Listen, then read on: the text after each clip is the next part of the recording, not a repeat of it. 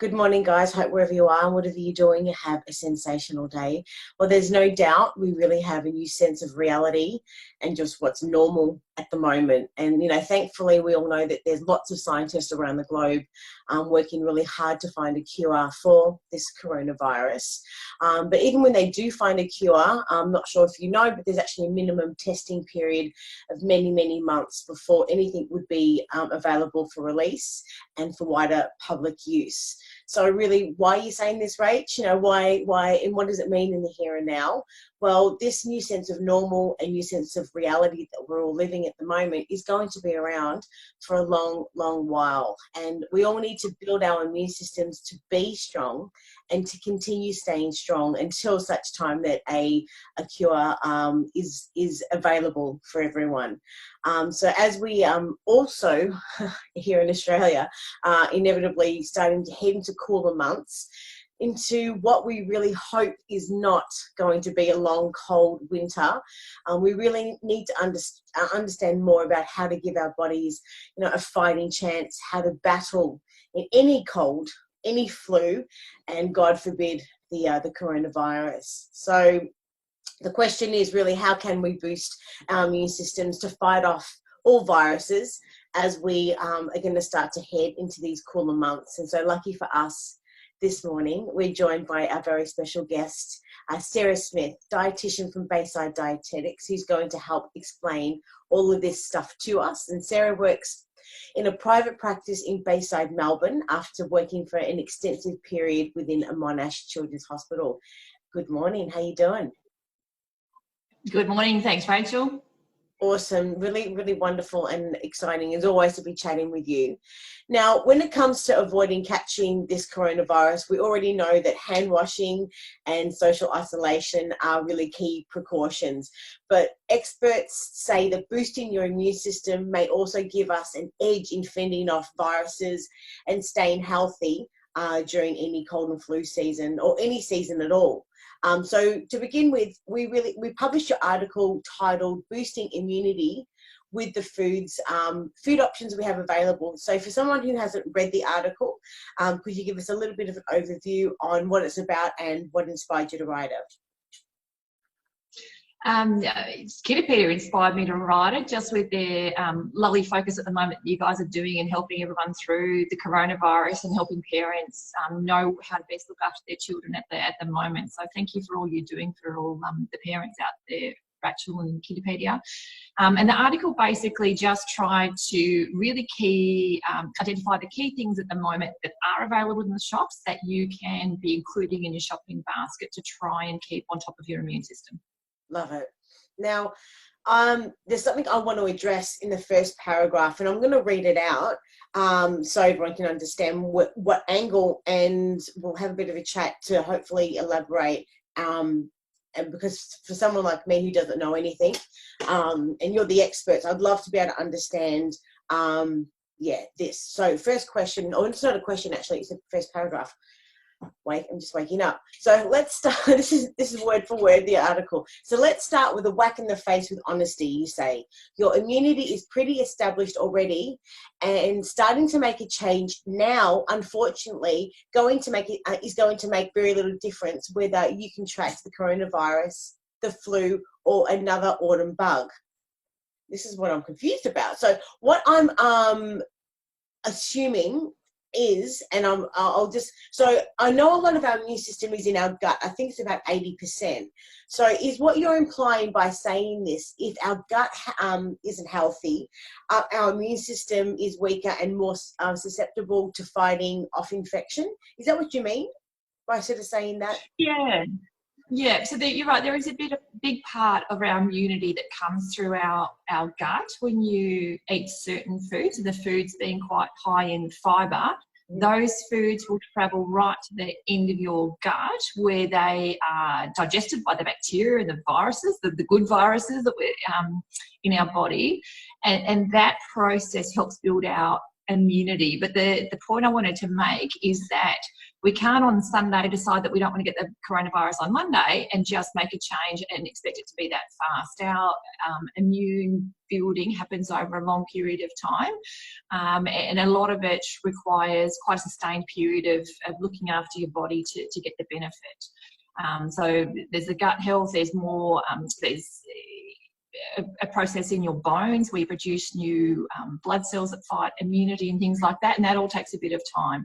So it's not to make anyone feel like they can't do anything. It's more to point out that just keeping on making daily effort to look after yourself pays off in the long term, and that you can start getting on top of it now, and it may not directly reduce your risk of the coronavirus per se, which is not really targeting people who are unhealthy. It's just a virus that anyone can pick up. But you're certainly are building up your ability to fight off any virus or cold you pick up over winter. Yeah. So when you're saying these types of things take an extended amount of time to be able to build up in our system, how long, I guess someone watching this is going to have that question somewhere, how long generally does it take to be able to, say for someone that is of average health to really great health, as an example?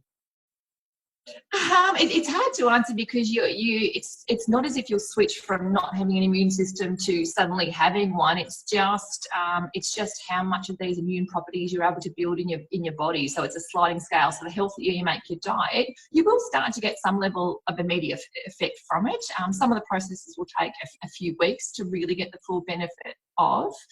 But it is, we're talking about the coronavirus being a very short-term thing, and we're not talking about a virus that is only targeting people that don't eat fibre in their diet, for example. It's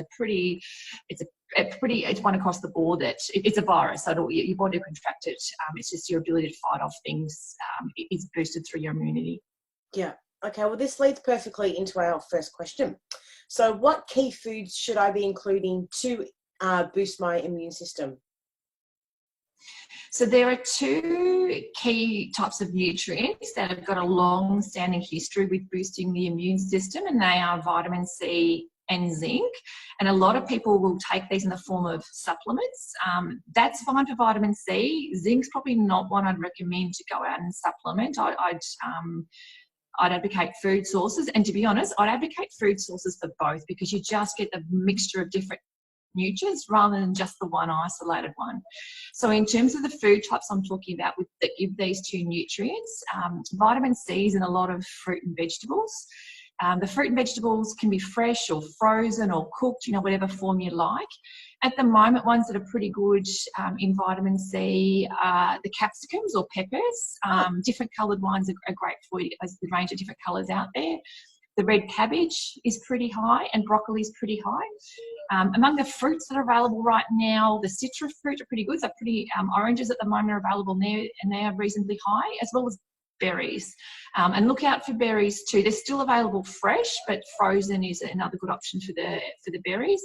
And I did suggest in the article too that if you can get your hands on oranges right now, like a big bag of them, like a normal, not stockpiling, but a regular bag of them, and cut some up and stick those in the freezer in segments, it sort of gives you a snack later on with some vitamin C.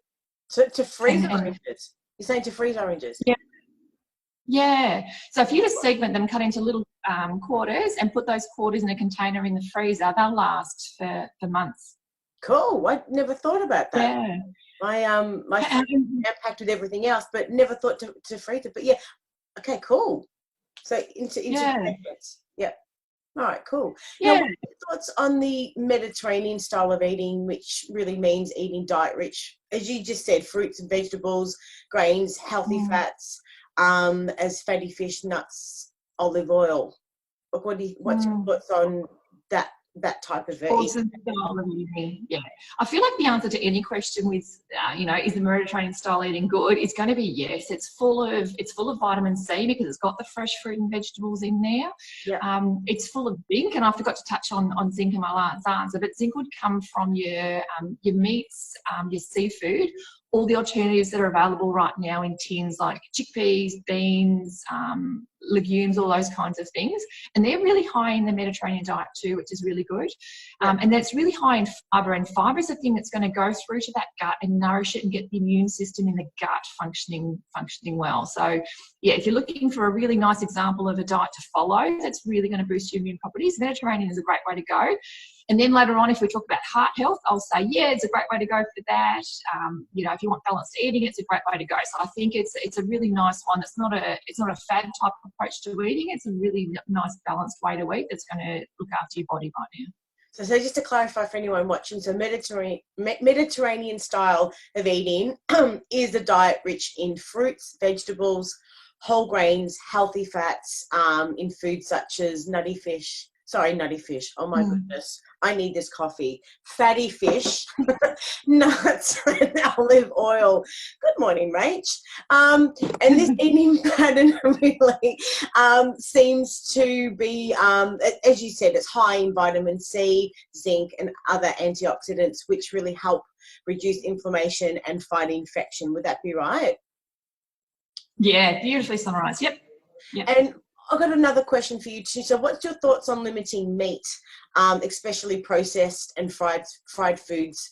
Now, are they more acidic and have that more of that of an effect on our body than the other Mediterranean style diet?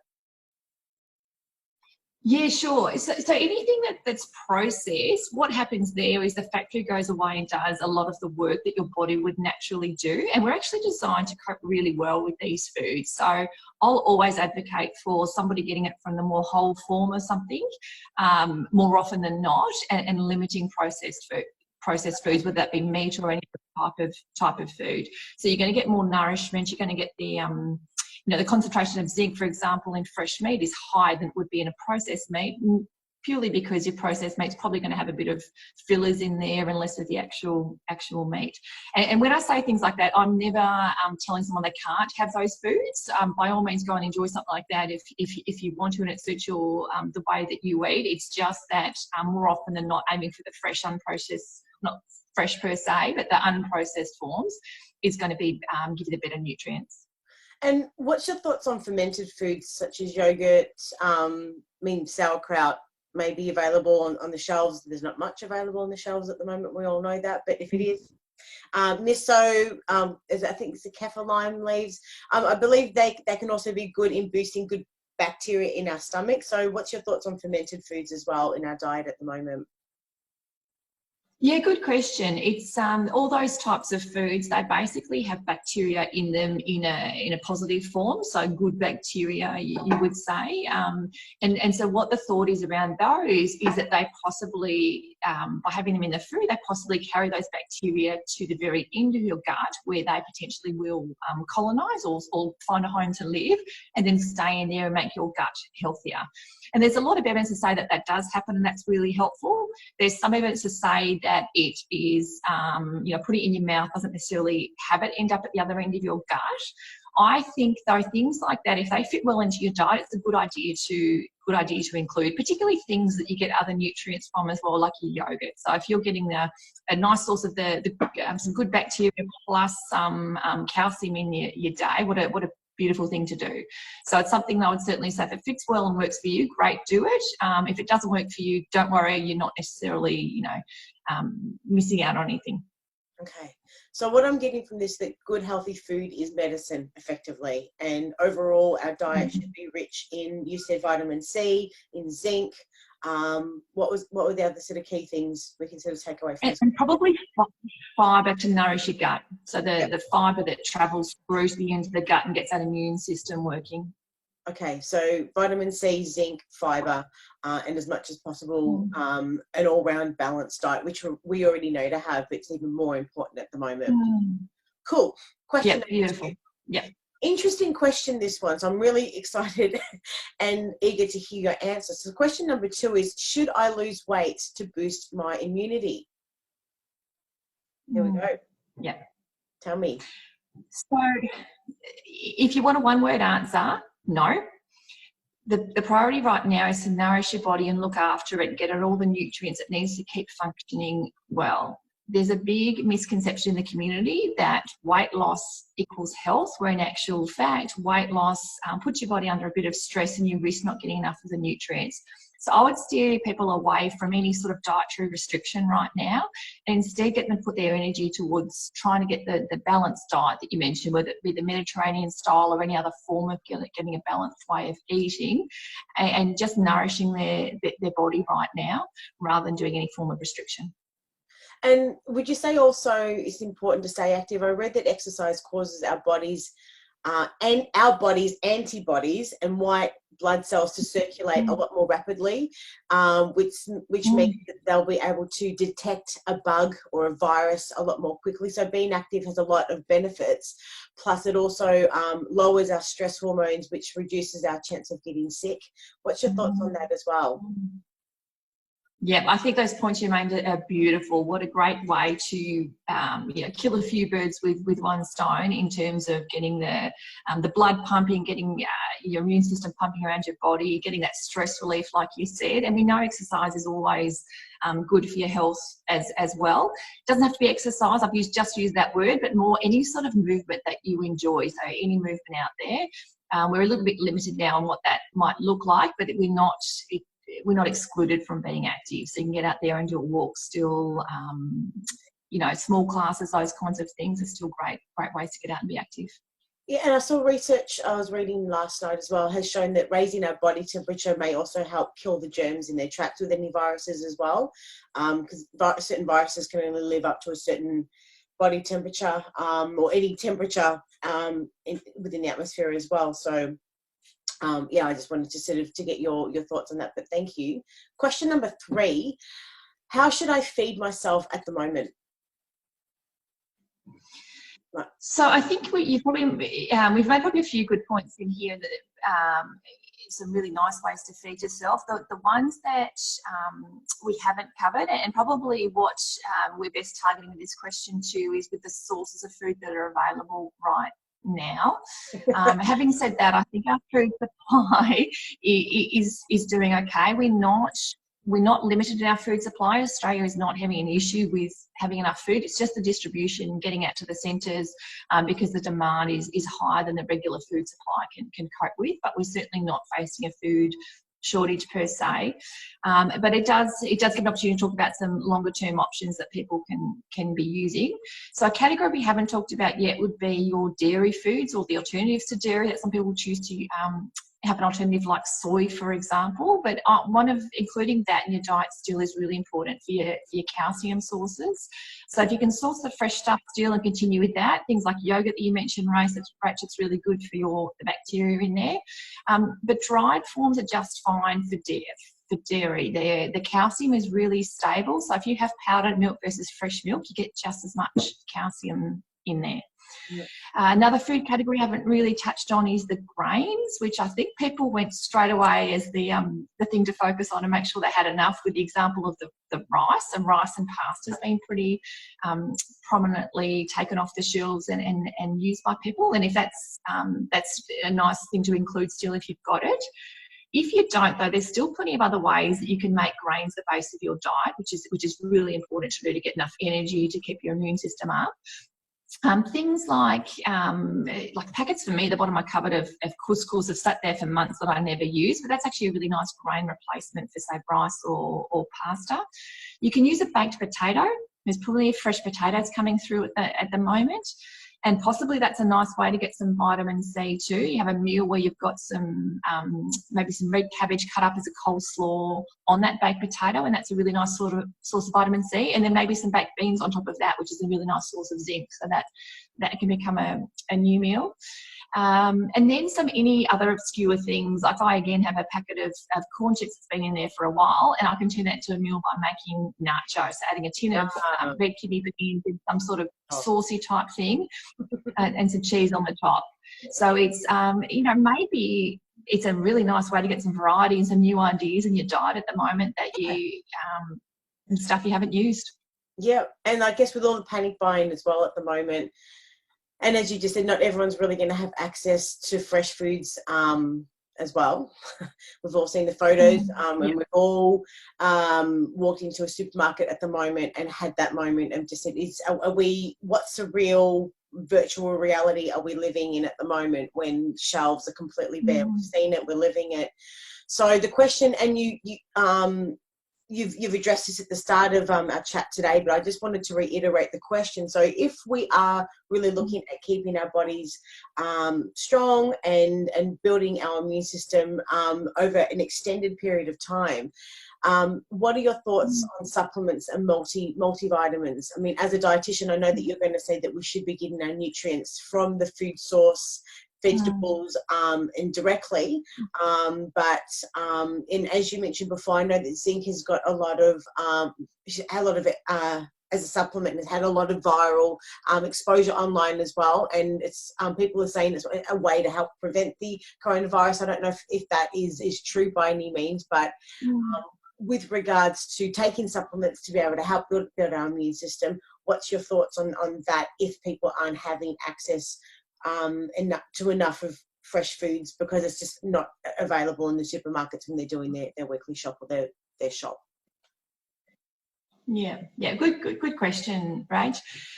Yes, certainly your whole food forms, if you can get them, is way better, because when we talk about, say, using an orange to get vitamin C, you get vitamin C, but you also get the fibre, and that was the other part of what I was talking about in terms of getting some health from it. So when you get it down to a supplement, all they'll do is just take the vitamin C part, and that's the only bit that you'll get, for example, or they'll take the zinc part, or maybe they'll, in a multivitamin, they'll take the nutrients, but you still don't get the other parts of the benefit of the food, like the fibre or the phytonutrients that might be in there. So definitely trying to find a way to keep continuing with whole foods would be my strong recommendation. But you make a good point that for now, people might run a little short of some of those things in the short term. Now, our body will cope with very short-term reduction in some nutrients. So it's not a panic situation. You don't need to have all the nutrients every day to be okay. You can certainly have a patch. Like, you know, if you had gastro, you wouldn't eat well for a few days and your body's just fine with that. But if someone's really worried about some long-term and limited access to food, you can use a supplement. The ones though that I'll be really wary of would be a supplement that contains minerals in there. So something like zinc is actually something that the body holds onto and stores. So you can actually have too much of it. Your multivitamins or your vitamin C, they're all vitamins that your body just excretes out if you don't need to have it. So it's sort of, you might waste your money in a sense, but you're not doing any harm. But your minerals, which is things like zinc, are the ones that you've got to be a bit more cautious with. Now, in terms of people saying right now that iron in particular helps prevent coronavirus, that certainly hasn't been proven. The coronavirus is very new in terms of study on the human condition and how we respond to it, and it's a very premature assumption to make. It probably, I'd say, stems from the fact that we've talked about zinc today being good for your immunity. So you're certainly boosting your zinc and keeping the zinc in your diet is really good to keep your immune system up, but you don't need a zinc supplement to actually prevent the coronavirus per se. Yeah. Hopefully that answers your question. So a summary of that would really be try and get the whole foods if you can. If you're going to go with a supplement, choose one that's a vitamin supplement as opposed to your multi-mineral or your mineral supplement like a zinc. Just be careful. And I've read that when you are taking supplements with meals, it's best to take them with meals that contain fats or oils. That apparently helps increase the absorption. Can you make any comment on that at all? Is that the truth? Yeah, sure. So it depends on which vitamins you're talking about, and that's very true for what we call the fat-soluble vitamins. And what that means is those vitamins only travel in fat, and they're vitamins A, vitamins D, vitamins E, and vitamin K. So they're the ones that you need to have with a fat source to absorb them. A lot of them will naturally come in foods high in fat. So, for example, avocado, which has got some of those in there, it's got naturally a little bit of fat that carries it through too. And the other vitamins are all water soluble, so you'll find there's plenty of water in a meal. So that's true for a couple of your vitamins for sure. Yeah. And I think overall we really need to be mindful about our stress levels as there's, you know, that really strong link between immune health and our mental health. And there's no doubt everyone's been under conscious or subconscious stress over you know, the last few weeks. But when we're really under chronic stress or anxiety, which is really highly likely at the moment, all of the uncertainty really puts our bodies under and it produces stress hormones that in the end suppress our immune system. And the question is really, can our bodies be absorbing nutrients from our food when our body's under stress? Is that the more stress our body's under, is that going to limit the amount of nutrients that our bodies can be absorbing? Or good question. The same? The absorption would be the same, but you certainly have got a huge impact on your health through stress for sure. Your stress is, I mean, we evolved as humans to respond very quickly to stress and to really prioritise a sense of stress because we needed to be able to see things like a snake and feel stressed about it and jump out of the way really quickly. So we've got this really nice survival instinct that makes us feel very aware of stress levels in our body. So it's certainly something that we can't ignore. The trouble is for now that stress is, if it sustains, so within our body. So your short-term stress that you sort of see the snake and then you feel better when you've moved away, that's quite healthy. But that sustained level of stress that a lot of people are feeling right now is actually really detrimental to your health. The difference would, or where it has the impact though, is not on nutrient absorption per se. It's such a dominant part of your body, a dominant reaction in your body, that it will start to impact how your body does some of its processes. Yeah. So you make a really lovely point that, you know, while we're talking about food and how to boost your immunity, hopefully I'm trying to portray things in a way that people feel that they can do. It's sort of kind of simple stuff and straightforward things, because you don't want to feel stressed about having to do the right thing with your diet right now. You just want to limit the restrictions that you're doing and just nourish your body in the best way that you can, using the varieties of things that are out right now, whether it be the fresh stuff or whether you're short-term or turning to frozen things, because it means you don't have to go to the supermarket as often. If you don't go to the supermarket as often, you don't have to feel that stress of being there. Or that's me at the moment anyway, trying to avoid the shops because I find them too stressful. But it's just getting through, looking after your body with as least stress you can. Yeah. And physiologically too, which I don't know if a lot of people know, but the mind is actually connected to the stomach. And I remember being in Beijing many years ago on holidays. We had family living and working over there. My mum went over and we were doing this tour, and it was the highest level of Chinese medicine in China. It was an academy in Beijing. It was incredible, and we spoke to the Chinese doctors there. But they were waiting to go in to speak to them. There was this big chart on the wall, and it was incredible. And they connected how different parts of the body are in sync with one another. And we all know that, you know, if we're stressed or if we're upset, that, you know, you're off your food. All those types of things. So we know that within ourselves and within our lives so far, but the mind is actually connected to the stomach. So, I mean, the whole point of me bringing this up is the fact that, you know, if we are really looking at boosting our immune systems and ensuring that we are going to be healthy, we need to take into consideration, equally as important, our diet is equally as important as our mental health. So trying to reduce our stress and doing whatever it works. Different things work for different people. So whatever works for you to reduce your stress, mindfulness, and whatever else as well, meditation, getting out, exercising, and being positive. But I think also just being kind. I think when you're actually being kind to others and showing you know, just love and compassion, it's very hard to be stressed. So I think those types of things definitely can help us stay healthy, mind, body and soul. But look, you've given us some really insightful information today, so thank you so much. If anyone's got any other questions, so is there anything else you wanted to recap before we sort of sign off today at all? No, I think that was a beautiful last point you made. No, thanks, Rach, for having me.